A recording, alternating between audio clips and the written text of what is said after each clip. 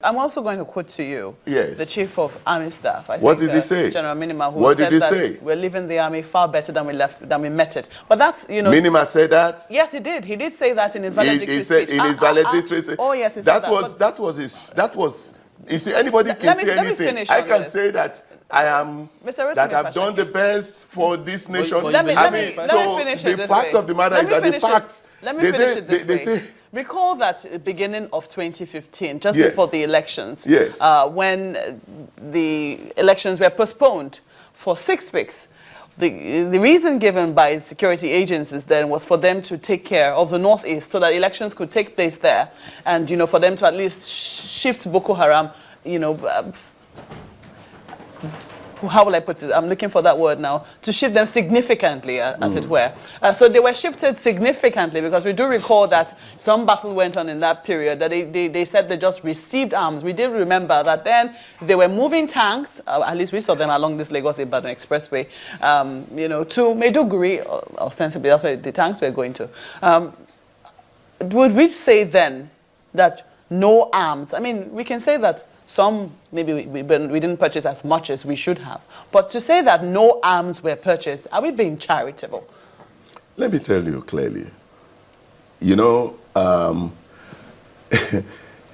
you know who the Chief of Defense Staff is? Is the head of the military. Is the person that is in charge, you know, professionally, of the military. Are you relying, just some, sorry to interrupt you again. On what? Are you relying on the testimony, I mean, that he gave, or you're relying on hard facts as presented by, what are the hard facts? By investigations which hard facts? That have been conducted so far? No, which Is that what facts? you're relying on? No, which hard facts? See, Maokwe, come, let's not get, you know, too emotional about this. If, for instance, Mr. John Momo, as the chairman of Channels Television, comes and says that this is how much we made last year, you know, and somebody now comes and, no, it cannot be so. They must have made more than that. I see the number of cars that they purchased, and all those things. So you now ask yourself that, see, the man who is the custodian of the facts about Channels Television had told us that this was exactly the true state of things. But you also know that procedure is that, I mean, if the CDS made a statement, and normally there will be an inventory. Has there been any inventory? There will be an inventory. See, what we see clearly is that for the first time in the history of Nigeria, that Nigerian soldiers were driven back by a gang of ragtag insurgents, and had to. Sometimes there was a news report at the time that they jumped and ran into another jurisdiction, you know, Cameroon. But there has those are the facts. If you are talking about facts, that was one fact. But then the chief of Army Staff who also said, why are people running? They abandoned their APC and left, and he had to go there and said, you can't be doing that.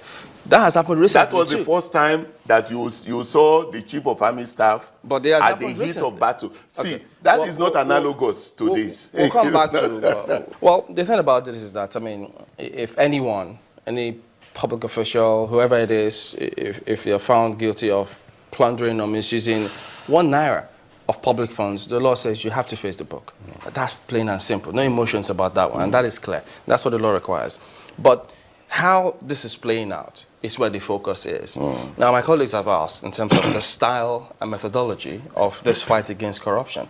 You have said we are in a desperate time, and perhaps correct me if I'm wrong, that doesn't necessarily mean we're jettisoning our laws. It's still a democracy. We operate within the rule of law.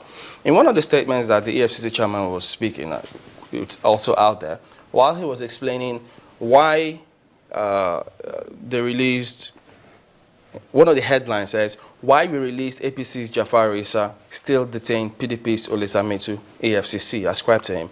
He says the former had begun the process of refunding those public funds, while the latter had not. And then there's also another report where I think it was the CJN, is also published in some of today's front pages, where he did tell magistrates in Abuja to stop granting EFCC remand orders. CJ tells magistrates. And so many ask, look, are they going about this fight in extrajudicial means? Because if you look at today's Guardian, it tells you that EFCC bows to Arimitu. So does it mean that they're employing means other than the ones recognized by our laws? Because the fear is, if they set a wrong precedent, who knows who comes tomorrow and follows the same thing? Thank you very much, Chamberlain. What I would say clearly is that this is a democracy, and within a democracy, rule of law subsists. We must all conduct ourselves within the ambit of the rule of the law. You know, that's is essentially, I mean, nobody being above the law is essentially what that mantra, you know, rule of law is about. In the interpretation of the law, the judiciary, the judicial arm of government is expected to anchor that. You know, many people will also say that that interpretation of the law most times, you know, had always been fraught, you know, with some oddities. Which one exactly? You know, the interpretation, I mean, the judicial arm is expected to interpret the law. That is the duty of the judicial arm of government. Is that not correct? Now, we're saying now that the perception out there is that most times that interpretation, and that is why, you know, the interpretation is faulty, and that's why many times we feel that, see, the spotlight must be beamed on the judiciary itself, that there is a kind of rot. No, but shouldn't spotlight also be beamed on the agencies and how they're going about this? No. See, the CJ just gave orders, I mean, according to this news report, that magistrates should stop granting remand orders. So, what should that tell you?